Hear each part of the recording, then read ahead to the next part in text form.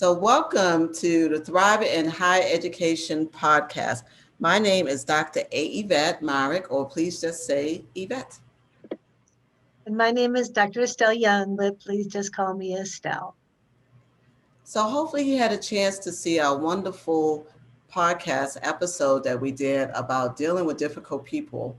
So, for this episode, we're just going to talk about two quick tips. If you want to have more in depth reading about it, it is in our book, Thriving Higher Education Careers, and there's a chapter on dealing with difficult people. So, today, Estelle and I are just going to pick just a few of the tips that we want to sort of expand on. And my tip that I want to talk about is when you take a lot of time after a conversation that you have with somebody who you may consider a difficult person. And it's actually tip number 2 in our book about if you would not have these people over to your house for dinner, why let them take up all this space in your mind? So sometimes after we deal with people who we think are difficult, we let them take up all this space in our mind, like, dang, I should have said this when I talked to that person. I should have said that. Or I shouldn't let them get away with what they said, or they talked to me this kind of way. And then we spin it over and over in our mind as if we can go back and rewind it and play it back and, put in those little zingers here and zingers there. And it just take up so much of our time and our mind space, and those people have gone on with their business. They may be not even thinking about you. They have moved past it to something else in their life. But we just keep revisiting and going over and over again.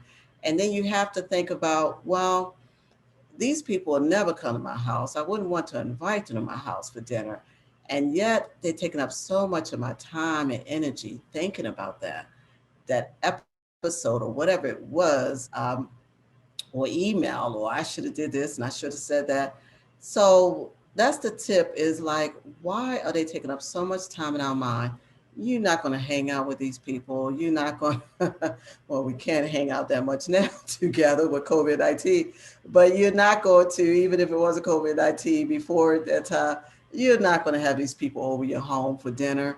That's your sacred space. You don't want that energy around. So why are you giving them that time and energy? So when you're dealing with difficult people, give them an appropriate time, and maybe even later on, you may want to revisit and go back to some points, but don't let them take up your whole time and energy. Deal with it and move on when it comes to difficult people, because almost guarantee they have moved on. So that's my tip. These people are not going to be in your personal space, so don't let them take up all that personal space in your mind. Yeah, so thank you for that. And it is so true how if you think of your mind as real estate, that this person whom you may not have even been thinking about them the day before, but you have an interaction, and then they enter and take up more and more and more of your space. And so that is such a good, it's such a good, profound strategy to be aware. I'm thinking about this person too much, and I'm going to make a concerted effort to stop. Um, so my tip is kind of the flip side of that. So instead of trying to, it's another strategy. So instead of trying to, banish them from your mind, the tip that I wanted to talk about today was to say quite the opposite. That difficult person is a teacher. Is a teacher.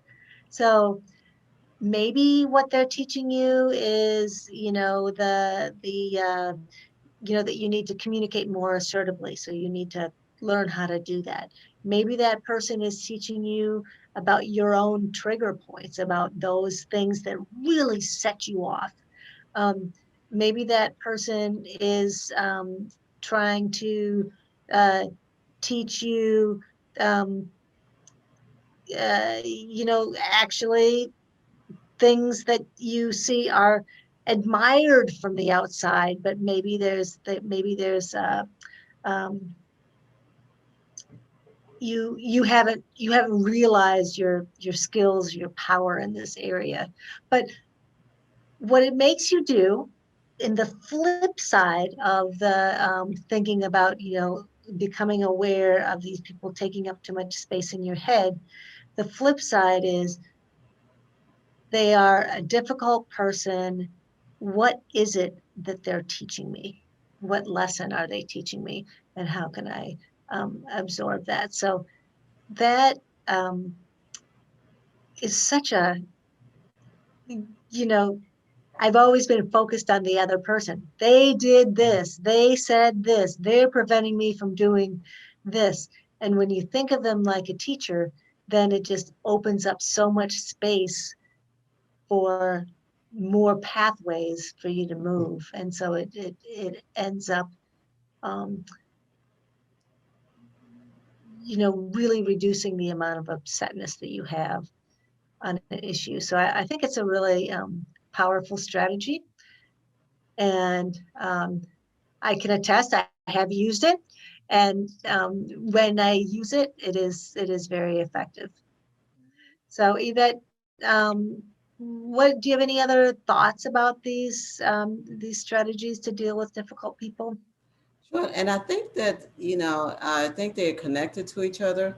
So, yes, I think you're right as far as them being teachable moments and what can you learn.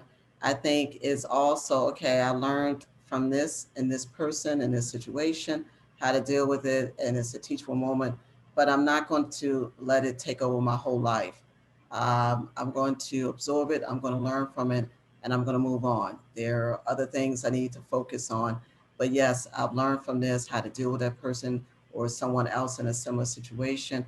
And I'm not going to let it take over my life, because sometimes we will come back to it again and again. So, what have I learned from this? What is that teachable moment, like you said?